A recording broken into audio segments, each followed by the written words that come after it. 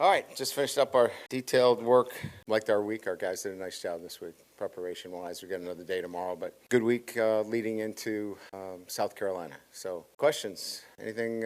Coach, where are you at with, do you want to see, drastic improvement since the bye week? Where are you at with as far as seeing that kind of thing this weekend? What are my options? Is it just drastic? Can it be intermediate? Really immediate?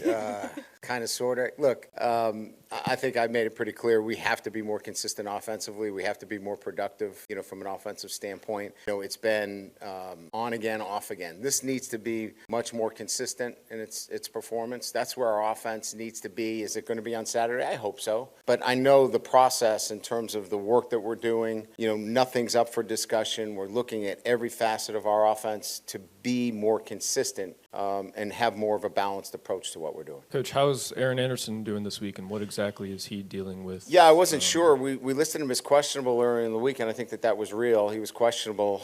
He has steadily gotten better each week. Today he was at 19.5 miles per hour, so he's above 85%, which, put him into some practice. So we'll go again tomorrow. I think he's day-to-day. Coach, from a game plan standpoint, do you feel like what y'all did against Florida, leaning on the defense, maybe calling the offense conservatively, playing good special teams is the way for y'all to win most games this year? No, I wouldn't identify ourselves offensively as conservative, but I think, if you look at the way we played the game the last two games, it's been much more aggressive on fourth down. I think we played to field position a little bit. I feel like our offense is ready to break out. I don't want to hold them back from that perspective, that we go in with this mindset of punt it deep, hold them down there, wait for a turnover. I don't think we're going to play that way. We're going to play to the assets that we have on offense and on defense. I'm not going to go into the game thinking, this is a low-scoring game. Keep the points down,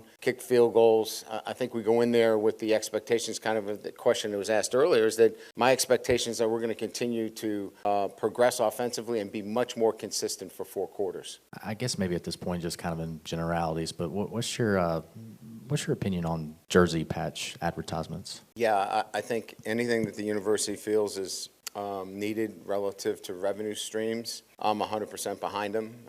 We're all looking for ways to, help our entire athletic programs. It's not just football; it's about everybody across the board, all sports. And LSU has an incredible reputation from an athletic standpoint. And if these opportunities allow us to continue to recruit, invest in, facility-wise, do all the things necessary to be a premier program, I'm going to support them 100%. Hi, Coach. What's something that we should expect from your offense this Saturday back at home? I think we need to start faster.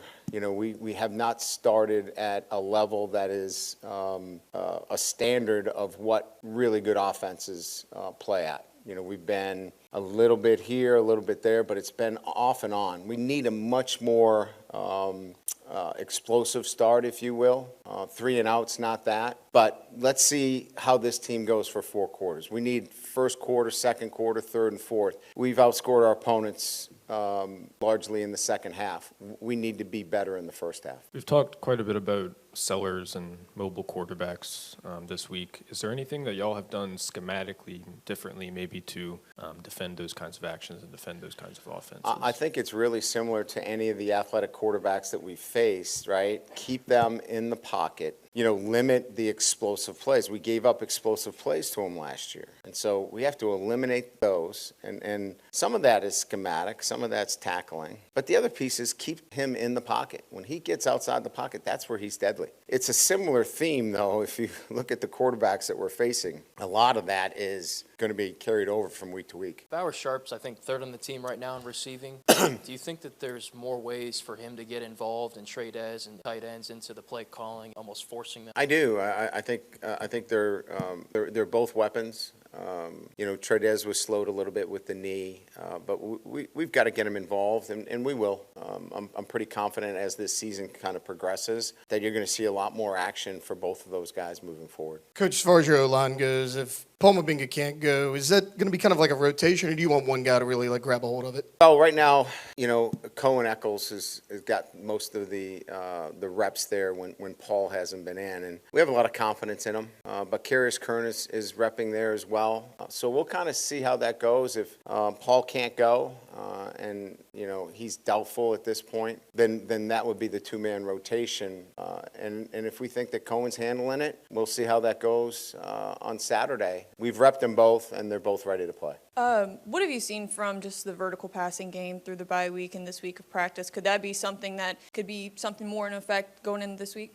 It has to be. I mean, we were 1 of 7, throwing the ball down the field. We need to throw it, and we need to catch it, and we have to push the ball down the field. That is integral to what I'm saying to everybody here is an offense that is complete. You've got to have the ability to run the ball when the numbers are fair. You've got to get the ball out on the perimeter when the numbers aren't fair. And you also have to push the ball vertically. Those are all the components that we have to have within our offense. And sometimes we have it really good on one end and not on the other. We've got to bring all those components, and one of them is the vertical passing game. Brian, with the lighter workload, I guess, over the last week and a half or so, is there a noticeable difference in what you guys have seen physically from Garrett? Well, I think we have to be careful because when you get a bonus day on Monday, you kind of add on and you keep adding on and you go, wow, you got to be really cognizant of the fact that you added, a good hour and 10 minutes to their workload. So I think we've been appropriate in the work that they've gotten, but their legs are fresh. I know they feel good. We had 20 guys run 20 miles an hour or better in practice. That's the highest we've had during the year. Now, again, the off week helps with that. But when we run them out on Tuesday, that's our highest number. So there's indications, right? We can use science. We can use our eyes. We can talk to the guys. They fill out daily questionnaires. We get all that information. We get it all together. And then it helps me put together what the practice should look like in terms of volume. And I think we're striking a pretty good chord this week. Okay, thank you.